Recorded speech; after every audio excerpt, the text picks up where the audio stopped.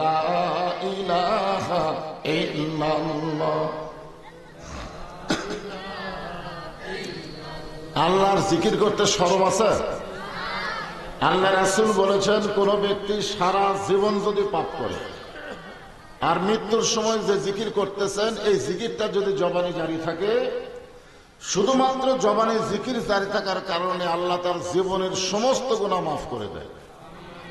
এই জন্য এই জিকিরকে বলা হয় আফজালুল জিকির, লা ইলাহা ইল্লাল্লাহ, লা ইলাহা, লা ইলাহা ইল্লাল্লাহ, লা ইলাহা ইল্লাল্লাহ, লা ইলাহা ইল্লাল্লাহ, লা ইলাহা ইল্লাল্লাহ, লা ইলাহা। চাঁদ সূরজ আর গ্রহ তারা আল্লাহ নামের পাগল পারা, চাঁদ সূরজ আর গ্রহ তারা আল্লাহ নামের পাগল পারা। আমার আল্লাহ নামের এতই দয়া, আল্লাহ নামের এতই মায়া, লুকিয়ে রাখছেন হে আল্লাহ। লা ইলাহা ইল্লাল্লাহ, লা ইলাহা ইল্লাল্লাহ, ইল্লাল্লাহ, ইল্লাল্লাহ, ইল্লাল্লাহ, লা ইলাহা ইল্লাল্লাহ, লা ইলাহা, লা ইলাহা ইল্লাল্লাহ, মুহাম্মাদুর রাসূলুল্লাহ। রাসূলের মহব্বতে জবান খুলে সকলে বলি সাল্লাল্লাহু আলাইহি ওয়াসাল্লাম। শৌলা জামে মসজিদের উন্নতি কল্পে মসজিদ কমিটি কর্তৃক আয়োজিত আজকের এই ওয়াজ মাহফিল আল্লাহ তাআলা যিনাকে সম্মানিত সভাপতির আসনে কবুল করেছেন, জনাব মোহাম্মদ আবুল পরামানিক, সম্মানিত সহসভাপতি মোহাম্মদ রুহুল আমিন, সম্মানিত সভাপতি দ্বয়কে অন্তরের অন্তঃস্থল থেকে আমি শুভেচ্ছা জ্ঞাপন করছি। আজকের এই মাহফিলের সম্মানিত প্রধান অতিথি, আপনাদের অত্যন্ত প্রিয় মানুষ মীর শাহ আলম সাহেব। আজকের এই মাহফিলের সম্মানিত বরেণ্য অতিথি, সম্মানিত আমন্ত্রিত অতিথি, সকলকেই অন্তরের অন্তঃস্থল থেকে আমি শুভেচ্ছা জ্ঞাপন করছি। আজকের এই মাহফিলের সম্মানিত ওলামায়ে কেরাম, আপনাদের মাঝে মাঝে যে সমস্ত আলেম ওলামা বসে আছেন, মঞ্চে আছেন, এবং মাগরিবের নামাজের পর থেকে রাত্রি 10টা পর্যন্ত কোরআন হাদিসের আলোকে অত্যন্ত গুরুত্বপূর্ণ আলোচনা করে আপনাদেরকে শোনালেন আলেম ওলামা সহ আজকের মাহফিলের বক্তাগণকে অন্তরের অন্তঃস্থল থেকে আমি শুভেচ্ছা জ্ঞাপন করছি। এই মুহূর্তে আমার সামনে যারা বসে আছেন, যিনাদেরকে আল্লাহ দয়া করে, রহম করে, মেহেরবানি করে জান্নাতের বাগানে কবুল করেছেন, আমি যখন বললাম কবুল করেছেন তখন আপনাদের কিছু বলা দরকার ছিল, কিন্তু আপনারা কিছুই বলেননি। তার মানে আপনারা বুঝাবার চাচ্ছেন যে আমরা এখানে এসেছি, আমরা এখানে এসেছি, আসলে আপনারা আসেন নাই। আল্লাহ তাআলা আপনাদেরকে এখানে আসার তৌফিক দিয়েছেন। আপনাদের এলাকায় অনেক মানুষ এসেছে, কিন্তু সবাই এই এলাকার মধ্যে ঢুকতে পারেনি, ঠিক কিনা বলে? বাইরের সাইডে ঘুরতেছে, মেলার মধ্যে ঘুরতেছে, কারণ এদেরকে আল্লাহ তাআলা কবুল করেন। আল্লাহ কোরআনে বলেছেন, মা সাবাকা মিন হাসানাতিন ফামিনাল্লাহ, বান্দা বান্দির দ্বারা যখন কোনো ভালো কাজ হয়, এ কাজ বান্দা বান্দি করে না, বরং আল্লাহ করায়। এখন আপনারা বলেন তো, কোরআনের মাহফিলে বসা ভালো কাজ না খারাপ কাজ? তাহলে যেই ভালো কাজে আল্লাহ আমাদেরকে বসার তৌফিক দিলেন, এই মুহূর্তে আমরা বিশ্বাস করতে পারি আমরা যত বড় পাপী হই না কেন আল্লাহ আমাদের উপরে রাজি আছেন। দুই একজন বলেন, বাদ বাকি বললেন না। এই যে এই পুস্কার যাত্রা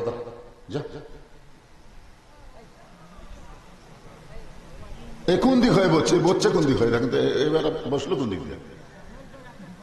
বক্তার চেহারার দিকে তাকায় থাকবে। এখন থেকে এরা যদি এই অবস্থায় যায়, সবার হাতে একটা করে মোবাইল, কি এরা বড় হলে যে কি মালি হবে। যে সমস্ত বাবারা এদের হাতে মোবাইল দিচ্ছেন, বিশ্বাস করেন আপনি আর হাতে পিটন খাবেন, পিটন খাবে। আজকে মনে করতেছেন কিছুই না, একদিন দেখবেন ওর দিকে আপনি তাকাবারই পারবেন না। কথা বলার আগেও গরম হয়ে আপনাকে সাইজ করবার সব। বুঝতেছেন না কিছুই? আজকালকার এই কিশোর বাচ্চারা, যুবকেরা, এমনকি ছোট ছোট বাচ্চারা পর্যন্ত মোবাইলের কারণে নষ্ট হয়ে গেছে। ঠিক কিনা বলেন? হ্যাঁ, এখনকার বাচ্চারা মোবাইল ছাড়া ভাত খায় না। হায় হায় হায় হায়, কি অবস্থা! বক্তার সামনে বসে, যে সাইডে বসে তাও কাম করলে হয়, এটা সামনে কাতারের মুসল্লি হয়ে। আমি যে কথাটা বলতেছি একটু গুরুত্ব দেন। এটা আমার কথা না, কথা কার? আল্লাহর কথা। যে আল্লাহ যদি না চাইতো আপনারা এখানে বসতে পারতেন না। যে আল্লাহ দয়া করে মেহেরবানি করে আজকের এই জান্নাতের বাগানে আমার সামনে আপনাদের কবুল করেছেন, আমি আমার অন্তরের অন্তঃস্থল থেকে আপনাদের সবাইকে শুভেচ্ছা জ্ঞাপন করছি। সম্মানিতা মা বোনেরা, পর্দার অন্তরালে বসে বসে যারা আলোচনা শুনতেছেন, তাদেরকে শ্রদ্ধা জ্ঞাপন করে বহু বছর পরে এলাকায় এসে আমি জানতে চাচ্ছি আপনারা সকলে কেমন আছেন? আলহামদুলিল্লাহ রাব্বিল আলামিন। যে আল্লাহ শারীরিক সুস্থতা, মানসিক প্রশান্তি, সুবহানাল্লাহ বলেন। আমাদের অনেকের শরীর ভালো থাকে কিন্তু মনের মধ্যে শান্তি থাকে না। ঠিক কেন হবে? খালি শরীর ভালো মন ভালো না, এ লোকটা পুরোপুরি সুস্থ না। আপনার বলেন তো, শরীরের দাম বেশি না মনের গুরুত্ব বেশি? একটা লোক চিকন চাকন মানুষ বিষাক্ত সাপ নিয়ে খেলা করে, আবার হিয়া তাজা মোটা মানুষ তেলা পোকা দেখে ভয় করে। এরকম আছে না? না, সেই স্বাস্থ্য, কিন্তু একটা তেলা পোকা দেখলে ওরে বলে। আবার একটা চিকন চাকন মানুষ বিষাক্ত সাপ নিয়ে খেলা করে। আপনারা বলেন তো, এটা দেহের জোরে না মনের জোরে? হাসিনা যতদিন বাংলাদেশে ছিল ততদিন আমাদের দেহের মধ্যে শক্তি থাকলেও মনের মধ্যে কোনো শক্তি ছিল না। ধরে কোন কথা ঠিক না? কিন্তু ওইটা পলানোর পর থেকে আমাদের শরীরও ভালো আছে, মনটাও ভালো আছে। যে আল্লাহ শারীরিক সুস্থতা এবং মানসিক প্রশান্তি সহকারে আজকের এই জান্নাতের বাগানে কবুল করলেন, আমরা সে আল্লাহর উপরে খুশি না বেজার? তাহলে জবান করে সমস্বরে সকলে বলবো, রব্বানা লাকাল হামদ হামদান কাসীরান তাইয়িবান মুবারাকান ফীহি। আমরা প্রশংসা করলাম কার? কেন করলেন? এমনি এমনি এমনি? এক ভাই বলতেছে বড় তাওফিক দিছে এই কারণে। আসলে আল্লাহর প্রশংসা করে শেষ করা যাবে? কোনো কেন কিন্তু নাই, অসংখ্য কারণ। সারা জীবন আল্লাহর প্রশংসা করলেও প্রশংসার কিছুই হবে না। কিন্তু আমরা অন্তত এই কারণে আল্লাহর বেশি বেশি প্রশংসা করব যে ভাগ্যগুণে আমরা ভগবানের ঘরে, ইহুদির ঘরে, খ্রিস্টানদের ঘরে জন্ম না নিয়ে সরাসরি আল্লাহ আমাদেরকে মুসলমানের ঘরে কবুল করেছে। পৃথিবীতে যত ধর্মই থাক, একটাও ধর্ম না। এ কথা কার? আমি যদি বলি তাহলে সরকার সাম্প্রদায়িক উস্কানি দেওয়ার জন্য আমাকে গ্রেফতার করবে, কিন্তু আমি বলিনি, বলেছে আমার আল্লাহ। আল্লাহ বলতেছেন, অমাইয়াবতাগি গায়রাল ইসলাম দীনান ফালা ইউকবালা মিনহু। ইসলাম ছাড়া অন্য কোন ধর্ম কেউ যদি গ্রহণ করে, আল্লাহ বলেছেন কখনোই তা কবুল করা হবে না। আল্লাহর কাছে কবুলযোগ্য একমাত্র ধর্মের নাম কি? যারা বলতেছেন না মরার 3 দিন আগে আপনার বোবা হবেন, মরার কয়দিন আগে? অনেক মানুষ দেখবেন মরেনি, আর হাত আছে, চোখ আছে, কান আছে, সবই আছে, কিন্তু কথা বলবার পারে না। এরকম লোক আছে না নাই? আজকে আপনারা কি শুনলেন যে মরার সময় যদি কলেমা তাইয়্যিবা জিকির করতে করতে মারা যায়, শুধু কলেমা তাইয়্যিবা তার জবানে জারি থাকার কারণে আল্লাহ তার জীবনের সব গুনাহ মাফ করে দেয়। তাহলে মরার সময় কি আমরা জবান বন্ধ রাখতে চাই না খোলা রাখতে চাই? তো খোলা রাখতে গেলে এটা আল্লাহর কোরআনের কথা স্বীকার করা লাগবে, তো মুখ বন্ধ থাকলে হবে না। ইন্না দীনা ইনদাল্লাহিল ইসলাম, আল্লাহর কাছে মনোনীত জীবন বিধান ধর্মের নাম কি? সবাই জবান খুলে বলেন নাম কি? শুধুমাত্র মুসলমানের ঘরে কবুল হওয়ার কারণে ভাগ্য গুণে আমরা আল্লাহ পাইছি। খালি হিন্দুর ঘরে জন্ম নিলেই কি পাইছেন? হিন্দুরা অবশ্য খেলার পরে আল্লাহ পায়, এটা আমার জীবনে একবার প্রমাণ। আমি আমার গাড়ি কাজীপুর পৌরসভার মধ্যে রেখে যমুনার ওই পারে আমার মাহফিল, মাজনা বাড়ি। আমাকে বললো হুজুর নদী পার হওয়া লাগবে নৌকায় চড়ে। আমি বললাম বাজান বড় ঠড় নৌকা নিয়ে আসবি, কারণ আমরা ধানের শীষের লোক, আমরা নৌকা বুঝি না, ধরে কারণ ঠিক খেলে। তোরা বিশাল একটা নৌকা নিয়ে আসলো। আমি নৌকায় ওঠার সময় দেখলাম 100 যাত্রী নৌকার ভিতরে। আল্লাহর কি কাম! নৌকা যখন নদীর মাঝখানে, হঠাৎ আসমানে কালো মেঘ, বাতাস শুরু হয়ে গেছে, মেঘও শুরু হয়েছে, বাতাস শুরু হয়েছে। ওই নৌকার মধ্যে 2টা হিন্দু ছিল। ধরে কারণ কি ছিল? ওই 2 হিন্দু আমার কাছে এসে বসে বলছে যে হুজুর আজান দেন। আমি বললাম তোমরা না হিন্দু, তোমাদের চেহারা থেকে বোঝা যাচ্ছে, তোমাদের ভগবানের খবর কি? ওরা বলতেছে আফসোস, আমাদের ভগবান থাকে কিন্তু সব জায়গায় থাকে না, আর মুসলমানের আল্লাহর পাওয়ার সব জায়গায়। ধরে কারণ ঠিক কি না? আমি বললাম যে আজান দিলে আসমানের কালো মেঘ যাবে, ঝড় কমে যাবে, তোমরা কেমনে বুঝলা? বলে হুজুর আমাদের বাড়ি হলো মুসলমান এলাকা, এইরকম বিপদ যখন আসে তখন মুয়াজ্জিন আজান দেয়, আজান একবার দিলে কমে যায়, 2বার দিলে বন্ধ হয়ে যায়। চিন্তা করছেন? খেলাত পড়ে হিন্দুরা আল্লাহ কয়। ধরে কোন কি কয়? আসলে আল্লাহ ছাড়া তো কেউ নাই। আপনি বলেন তো লা ইলাহা ইল্লাল্লাহর মধ্যে আপনি কি বলতেছেন? আল্লাহ ছাড়া কেউ আছে? জোরে কোন আছে? নাই। ওদের ভগবানের ভ বাদ দিলে গবানের কোন অর্থ খুঁজে পাবেন না। গবানের গ বাদ দিলে বান মানে বন্যা, দুনিয়ার কোনো মানুষ পছন্দ করে না। বা বাদ দিলে নো মানে ভগবান নাই। আর ভগবানের খাওয়া আছে? আর আমরা যাকে আল্লাহ বিশ্বাস করি, আপনি কোরআন শরীফ পড়ে দেখেন, আল্লাহু লা ইলাহা ইল্লা হুয়াল হাইয়ুল কাইয়ুম। যদি মন চায় আপনি আলিফ বাদ দেন, লিল্লাহি মা ফিস সামাওয়াতি ওয়াল আরদ। আবার যদি মন চায় আর একটা লাম বাদ দেন, লাহুল মুলকু ওয়া লাহুল হামদ। আবার যদি মন চায় আর একটা লাম বাদ দিয়ে দেখেন আল্লাহ বাদ পড়ে নাই, হুয়াল্লাহুল্লাযী লা ইলাহা ইল্লাহু। ভাগ্য গুণে আমরা যে আল্লাহ পাইছি, সে আল্লাহর সবকিছু বাদ দিলেও আল্লাহ বাদ পড়ে না। মুসলমানের আল্লাহ সদা বিরাজমান। জোরে বলেন ঠিক। এমন একজন আল্লাহ পাওয়াতে আপনারা মনে হয় খুশি না বেজার? তাহলে জবান খুলে বলি আলহামদুলিল্লাহ। আমাদের ভাগ্য এত ভালো যে আমরা ভাগ্য গুণে একজন নবী পাইছি। ধরে কোন কি পাইছি? আমাদের নবী কিন্তু শুধু নবী না, এদের দরুদ শরীফের মধ্যে আপনারা কি বললেন?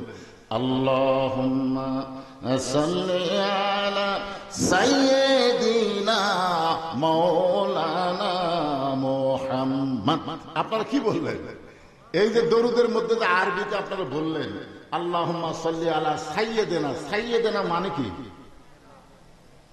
আমাদের বাংলাদেশে কিছু মুসলমান আছে, তারা শুধু নবীকে নবী বিশ্বাস করে, কিন্তু নেতা হিসাবে মানবার চায় না। সাধারণ একজন মানুষকে নেতা বানায় তার পিছনে ঘুর ঘুর করে। জোরে কোন কথা ঠিক কিনা? এবং মাঝে মধ্যে স্লোগান দেয়, আমার নেতার চরিত্র ফুলের মতন পবিত্র, খুঁজলে দেখেন নামাজ পড়েনি এক ওয়াক্ত। এরা কোনোদিন নেতা হওয়ার যোগ্য না। এদেরকে নেতা বললে পাপ হবে। নেতা যারে তারে বলা যাবে না তো। আমাদের নবী শুধু নবী ছিলেন না, আমাদের নবী হলেন আমাদের নেতা। এই জন্য আমরা অনেক সময় স্লোগান দেই, আমার নেতা তোমার নেতা বিশ্ব নবী মোস্তফা। ভাগ্য গুণে এমন একজন নবী নেতা পাইছি, যেই নেতা আল্লাহর আরশে গেছে। সুবহানাল্লাহ। এক সময় আল্লাহ বলেন, হাবিব আমি খুশি হয়ে আপনাকে জান্নাত দেখার তৌফিক দিয়ে দিলাম। তখন আমাদের নেতা নবী জান্নাতের মধ্যে ঢুকলেন। জান্নাতের মধ্যে ঢোকার পরে জিবরাইল বলতেছে, হুজুর আপনি যদি জান্নাত থেকে বের না হন, আল্লাহ আপনাকে জান্নাত থেকে বার করে দিবে না। কারণ আল্লাহ জান্নাতের একটা শর্ত দিছে, সেই শর্তটা হলো সালামুন আলাইকুম তিবতুম ফাদখুলুহা খালিদিন। কেউ যদি একবার জান্নাতে প্রবেশ করে, আল্লাহ তাকে চিরস্থায়ী ভাবে জান্নাত দিয়ে দেয়।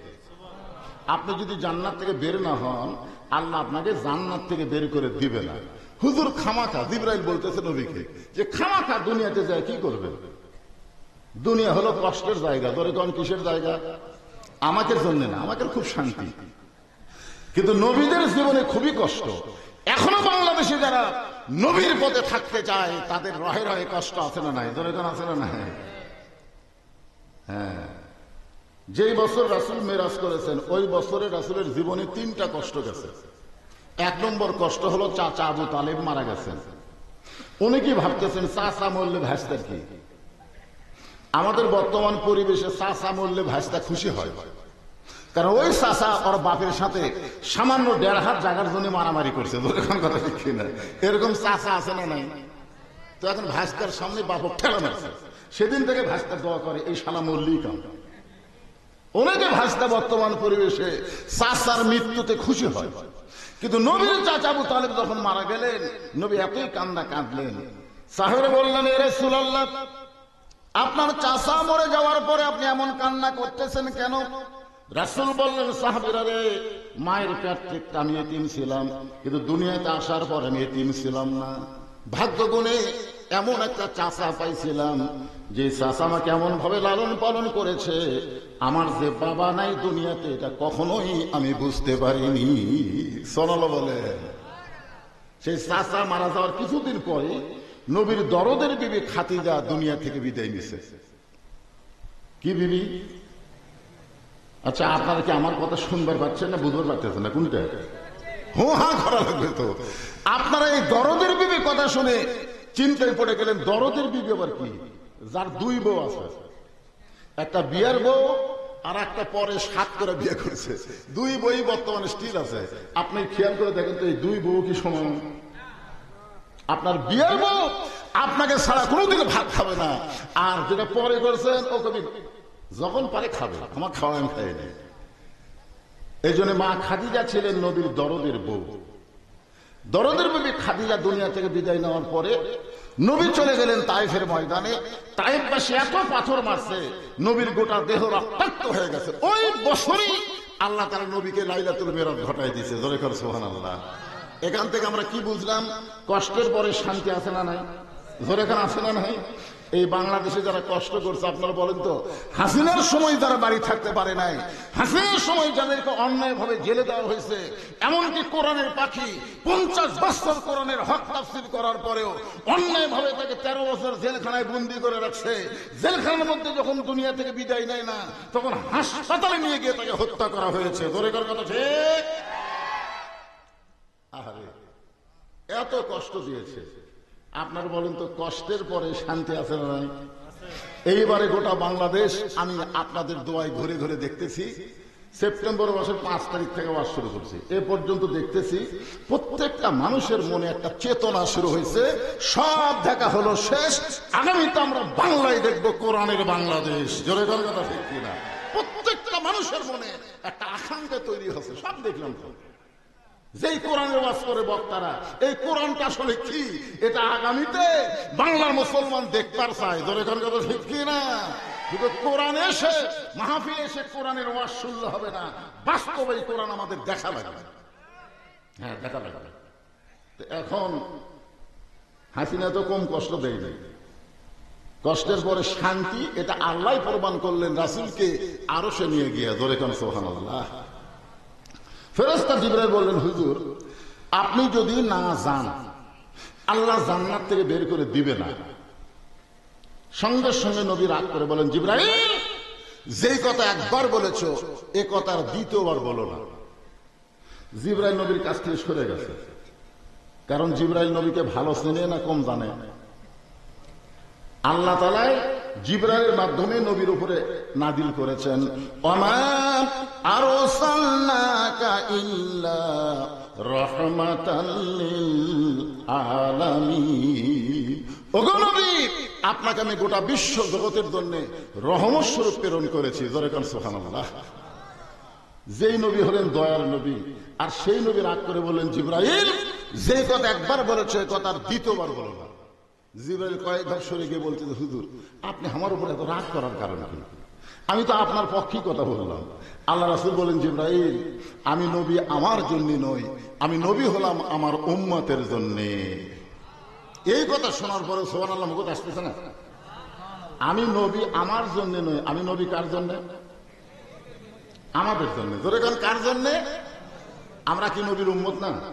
তাহলে এই কথাটা বলেন নবী কার জন্য? আমাদের জন্য। করে বলেন কার জন্য? একবার হযরত বেলাল নবীকে প্রশ্ন করলেন, ইয়া রাসূলুল্লাহ আমরা মুসলমান যখন কবরে যাব মুনকির নাকির আমাদের তিনটা প্রশ্ন করবে। কয়টা?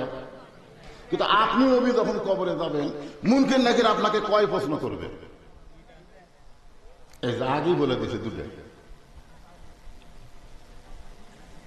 কিভাবে বুঝবেন দুটো? আরে বাবা রে। আল্লাহ রাসূল বলেন বেলাল তোমার কি মনে হয়?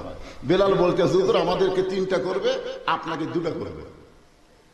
নবী বললেন কোনটা বাদ দিবে? বলে ওমান নাবিউকা, এই প্রশ্ন আপনাকে করবে না, কারণ আপনি নিজেই তো নবী। তখন আল্লাহ নবী ছোট বাচ্চার মতন কানলেন। সাহাবারা বললেন হুজুর আপনি কাঁদেন কেন? বলে আমার কান্দার কারণ হলো তোমাদের ভাগ্য কত ভালো, তোমাদের নবী আছে, আর আমার ভাগ্য কত খারাপ, আমার নবী নাই। আপনার বলেন তো নবী দিয়ে কি হয়? নিদানে আখেরাতে তরাইতে ফুলসিরাতে কান্ডারি হইয়া নবী পার করিবেন সেই তরণী। সবাই মহব্বতে বলেন নবী মোর পরশমণি, নবী মোর সোনার খনি, নবী নাম ভাবে যেজন সেই তো দোজা হানের ধ্বনি। সুবহান জোরে কান সুবহানাল্লাহ। আল্লাহর নবী একটা কথা বেলালকে বললেন, বেলাল মুসলমান মারা গিয়া যখন কবরে যাবে তখন মুনকির নাকির কয়টা প্রশ্ন করবে? কথা কন না কয়টা?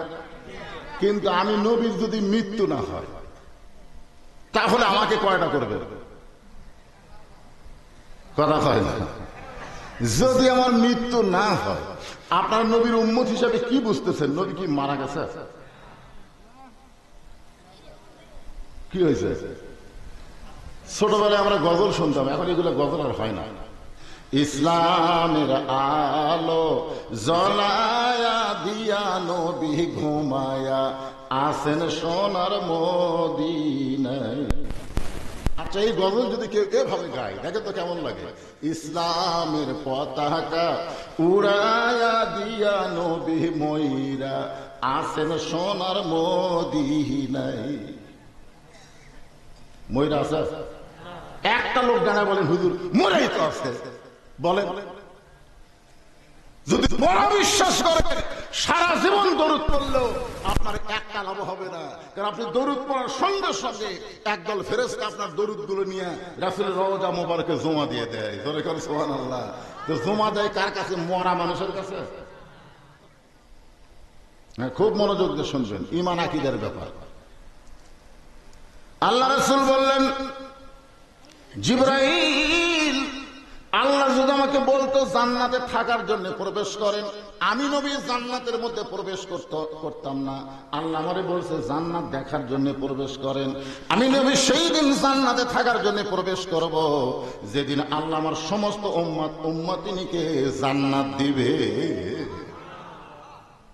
তাহলে নবী জান্নাতে থাকার জন্য কবে যাবে? ওটা কি নবী থাকার জন্য ঢুকছে না দেখার জন্য? তাহলে চিন্তা করে দেখেন, যেই নবী নেতা জান্নাতের মধ্যে গিয়ে আমাদের কথা ভোলে না, আর বর্তমানের নেতা ভোট পেয়ে সংসদে যাবে একটা ভোটারের কথা মনে রাখবে না। ধরে কোন কথা ঠিক কি রাখে? দিয়া দেখেন, ভোট দিয়া দেখেন ওই কুটি যায় ওর বাড়ি আর শিবগঞ্জে থাকবে না, ওই ঢাকার বাসাবাড়ি করে ওখানে থাকবে। মাঝে মধ্যে বেড়াবার আসবে, মাঝে মধ্যে বেড়াবার আসবে, আপনি চিন্তা করতেছেন আমি এত ভোট দিয়ে ওরে উঠাইলাম, আমি একটু কাছে যাই। আপনি কাছে যাই দেখবেন সায়েন্সের অত্যাচারে নেতার কাছে ঢোকা যাচ্ছে না। তোর কথা ঠিক না? সায়েন্সের কোনে মানে তুই কে? তখন বলতেছে ভাইরে, যে নেতার কাছে আমি আইছি এই নেতা আমাকে কত সালাম দিছে, এই নেতা আমারে কত সালাম দিছে। সামসা বলতেছে কখন দিছে? ভোটের আগে না ভোটের পরে? তোকে না ভোটের আগে। আরে পাগলা, ভোটের আগে নেতারা ফকিরকেও সালাম দেয়। ধরে কোন কথা ঠিক কিনা? গাড়ি থামে, গাড়ির থেকে নামে ফকিরও সালাম দিছে। আর সালাম চাচা কেমন আছে? ফকির ফিরে চারিদিকে তাকায়। নেতা বলছে কি দেখতেছেন? বলে তুমি কারে সালাম দিলা? আমি তো আপনাকেই দিছি, ভিক্ষা করে খাই। ভোটের আগে আপনিও যা হামও তাই। যে সারা নেতারা ভোটের আগে মানুষের কাছে আসে, ভোটের পর আসে না, এরা হলো নেতা জাতের কলঙ্ক। ধরে কোন কথা ঠিক কথা বলে? আর আমরা যাকে নবী নেতা বিশ্বাস করি, তিনি জান্নাতের মধ্যে গিয়েও আমাদের কথা বলে না।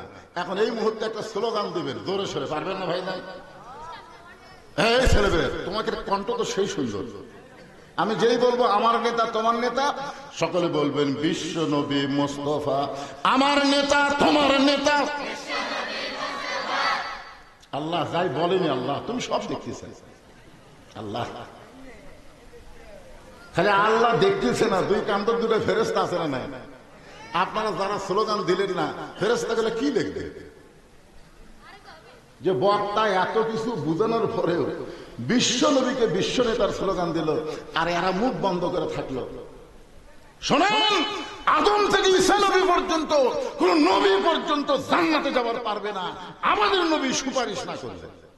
আপনি এত বড় কি মরদ হোসেন যে নবীর সামনে আপনার জবান খোলে না? আর একবার চান্স লাগে। জনগণ বুঝুক বক্তা একলা নাই, তার সামনে কিছু নবীর মহব্বতের পাগল আছে। ধরে কোন ঠিক কিনা ভাই? যান আমার নেতা তোমার নেতা, এইবারে কথা গেল। এইটাই যদি আগে দিতেন আমাকে পেতল বলা লাগে। ভাগ্য করে আমরা এমন একজন নবী পাইছি। আমি ছোটবেলা একটা গান শুনতাম, আছেন আমার মুক্তার, আছেন আমার ব্যারিস্টার, সেই বিচারের হাইকোর্টে তিনি আমায় করবেন পার, আমি পাপী তিনি জামিনদার। আল্লাহ যখন হাকিম হয়ে আমাকে আসামি বানায় দিবে, ওই সময় আমার নবী আমার পক্ষে ওকালতি করবে, আমার নবী আমার পক্ষে ব্যারিস্টারি করে আমাকে সুপারিশ করে জান্নাতে পৌঁছায়া দিবে। এমন একজন নবী উম্মত হওয়া ভাগ্য ভালো না খারাপ? এই জন্য সকলে আরেকবার বলি আলহামদুলিল্লাহ। এখন আসেন সূরা মুলুক থেকে 2 নম্বর আয়াত তেলাওয়াত করছি। এই কোরআনের মধ্যে সূরা মুলুক আছে না? নাই। আমি কি বাইরে থেকে বললাম না কোরআনের ভিতর থেকে? সূরাটার নাম কি? মুলক। জোরে বলেন নাম কি? আমি 11 সালে যখন প্রথম হজ করবে যাই, এটা ঘুম ধরলো কেন? ভাবছি মানুষ দেখতেছে না, না সেজন্য না, কথাটা গুরুত্বপূর্ণ। প্রথম যখন 11 সালে হজ করতে গেলাম, ওই সময় হাসিনা সরকার, ধরে কোন কি সরকার, তা আমার সঙ্গে ওই যে আদমদীঘি উপজেলার চেয়ারম্যান, নাম হলো রাজু সাহেব, আওয়ামী লীগ থেকে চেয়ারম্যান হজ, আমরা দুইজনে একসঙ্গে হজ করছি। তো কাবা ঘরের সামনে গিয়া ওই আওয়ামী লীগের নেতা আমার সাথে বলতেছে, লব্বাইক আল্লাহুম্মা লব্বাইক লব্বাইক লা শারিকা লাকা লব্বাইক ইন্নাল হামদা ওয়ান নি'মাতা লাকা ওয়াল মুলক লা শারিকা লাক। যখনই বলেছে লাকা ওয়াল মুলক লা শারিকা লাক, আমি খপ করে হাত ধরলাম, ধরে বললাম চেয়ারম্যান সাহেব, এই যে আপনি বললেন লাকা ওয়াল মুলক লা শারিকা লাক, এর বাংলা কি? তখন বলতেছে, আপনারাও বলতেছেন, আমিও বলতেছি, আর তো বাংলা জানি না। মানে আর বাংলা হলো রাজনীতির ভিতরে, রাজত্বের ভিতরে একমাত্র আল্লাহ ছাড়া অন্য কাউকে স্বীকার করি না।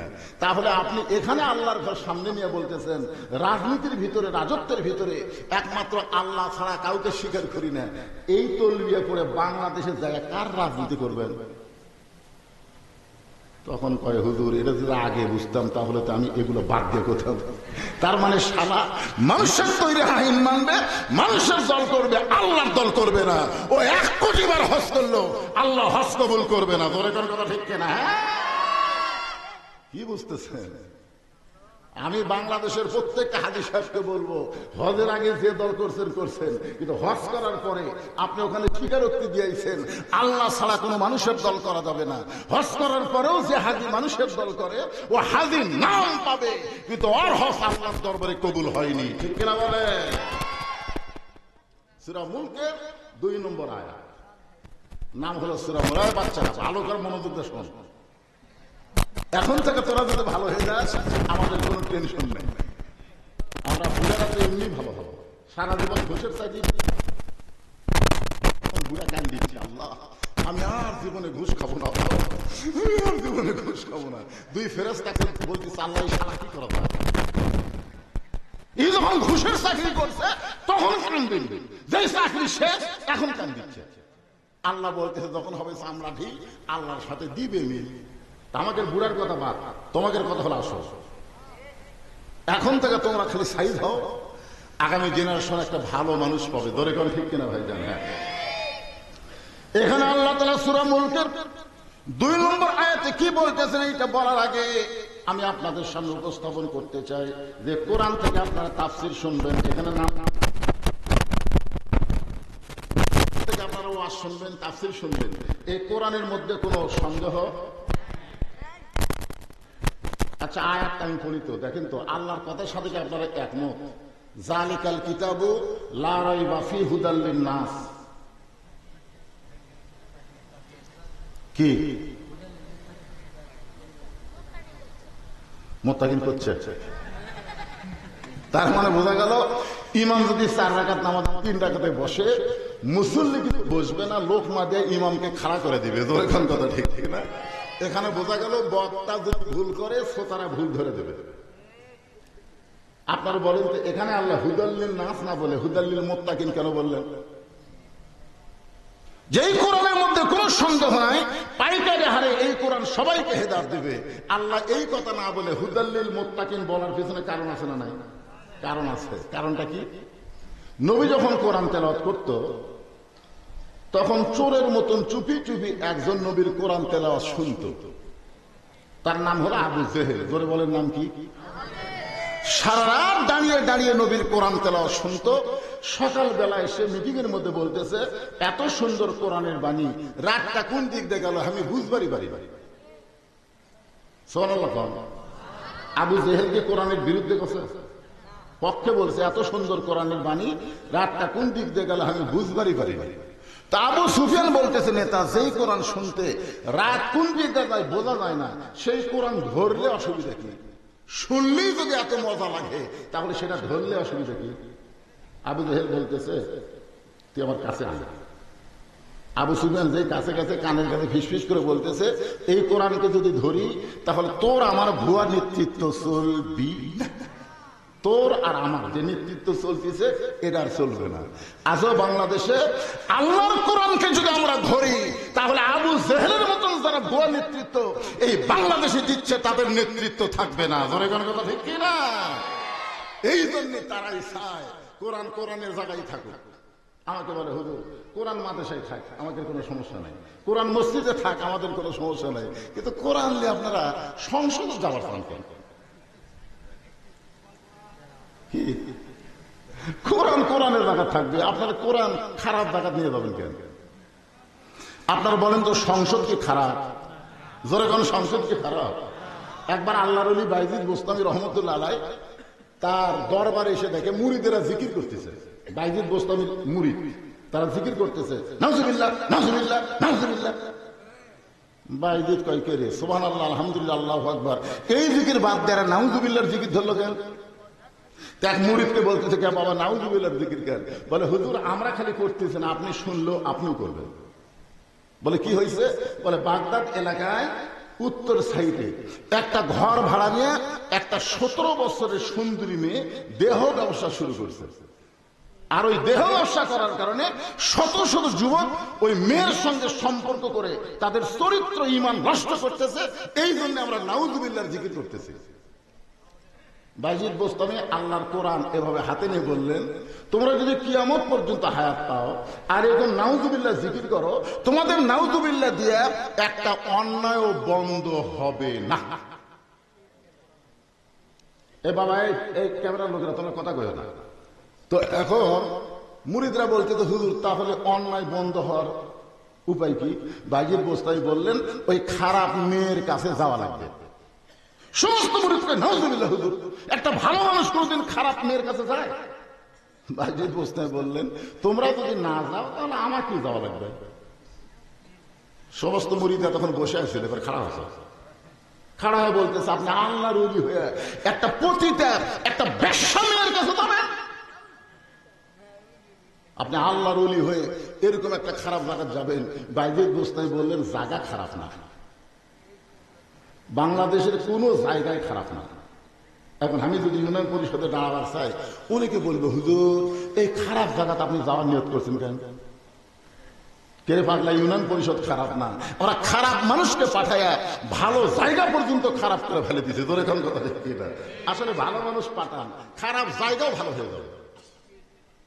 কোরআন শুধু কোরআনের জায়গায় কোরআনের মাহফিলে রাখলে চলবে না, এই কোরআনকে সংসদ পর্যন্ত নিয়ে যাওয়া লাগবে। তোর এখন কথা ঠিক না? আল কোরআনের আলো সংসদে বলা লাগবে। সংসদে আপনি কি বলেন?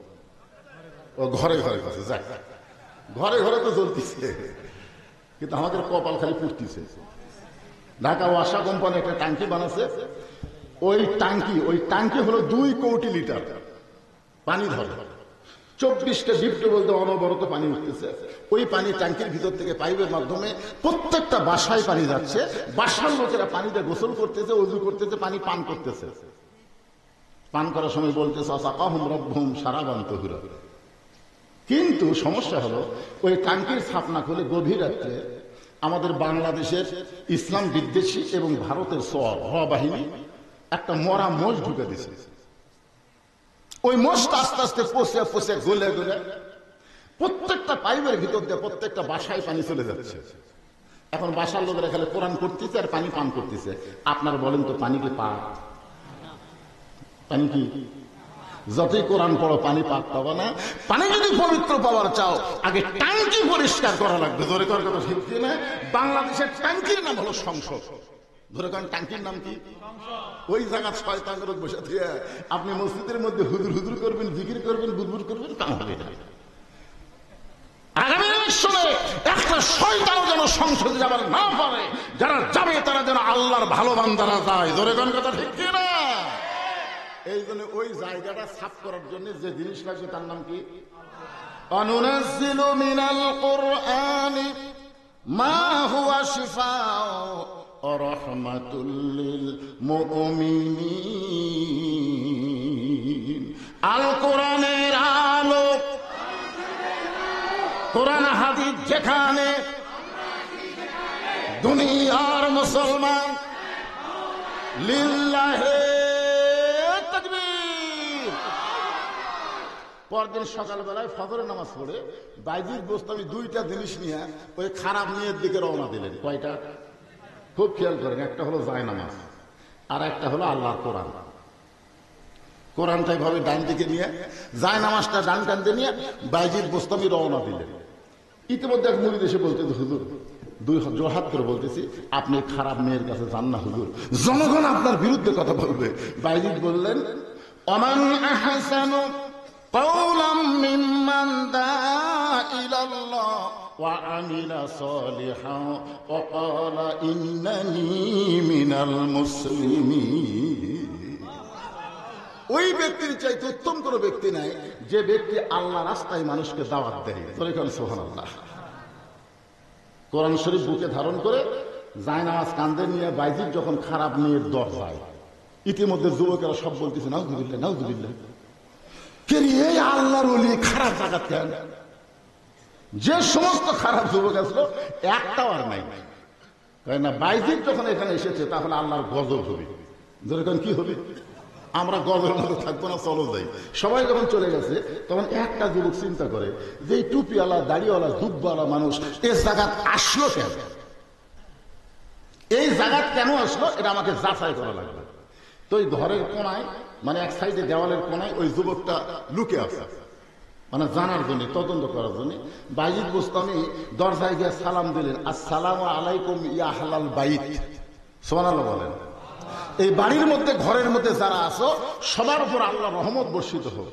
সঙ্গে সঙ্গে খারাপ মেয়েটা দরজা খুলে বলতেছে, আপনি আল্লাহর ওলি হয়ে, হুজুর হয়ে, দাড়িওয়ালা হয়ে এই খারাপ জায়গাতে আসলেন কেন?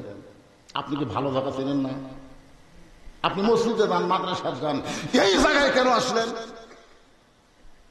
এখান থেকে প্রমাণ হয়ে গেল খারাপ মেয়েরাও কিন্তু টুপিওয়ালা, দাড়িওয়ালা, জুব্বাওয়ালাকে ভালো জানে। যেরকম ঠিক কিনা? তাছাড়া এই পতিতে কেন বলতেছে মাথার টুপি দিয়ে এক হাঁটু দাড়ি নিয়ে এই জায়গায় আসলেন কেন? বিশ্বাস করেন, আমি যখন কোনো রাস্তা দিয়ে যাই কোনো বেপর্দা মেয়ে দেখতে পাই না। আমি একদিন বললাম, আমার গ্রামে কি কোনো বেপর্দা নারী নেই? বলে, হুজুর আগের চাইতে বেশি আসে।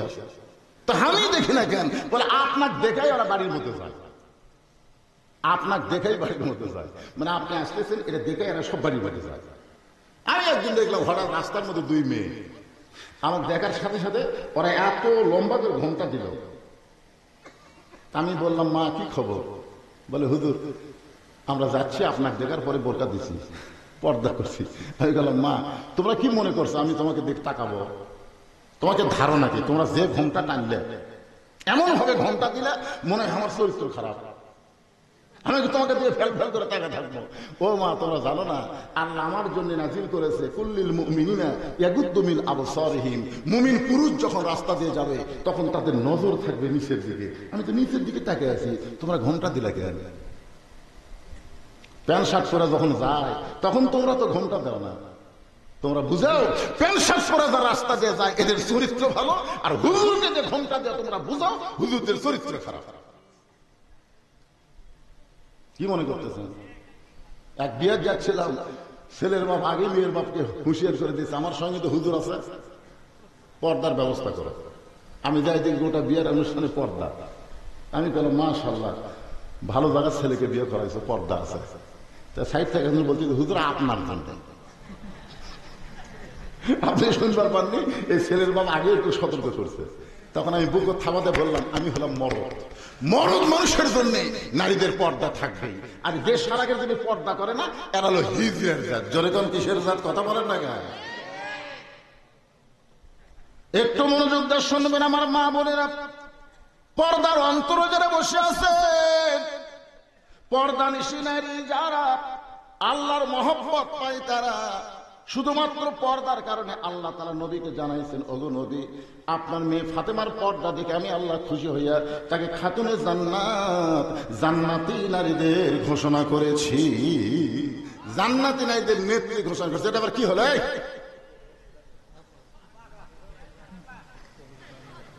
অসুবিধা নেই, যদি কারো 1 নম্বর 2 নম্বর লাগে তো বসে থাকবে, যাবেন, অসুবিধা নেই। কিন্তু যে জায়গাটা ফাঁকা হবে ওই জায়গা আপনার সাথে সাথে পুরো করে দেবেন। সামনে কাতার ফাঁকা থুয়া পিছনে কাতারে নামাজ পড়লে জামাত মাকরুহ হয়। তো সামনে ফাঁকা থাকা, পিছনে যে বসার জায়গা হচ্ছে না, আর এরা সামনের দিকে ফাঁকা রাখছে। যে মাত্র বাইজিদ বোস্তামি সালাম দিয়েছে, মেয়েটা দরজা করে বলতে, হুজুর আপনি মনে হয় ভুল করেছেন, আপনি রাস্তা ভুল করে এই খারাপ মেয়ের দরজায় আইছেন। বাইজিদ বোস্তামি বললেন, তোমার রেট কত? যেই বলছে রেট কত, তখন মেয়েটা জিব্বাত কেমন খায়, হুজুর না হুজুর সাজা।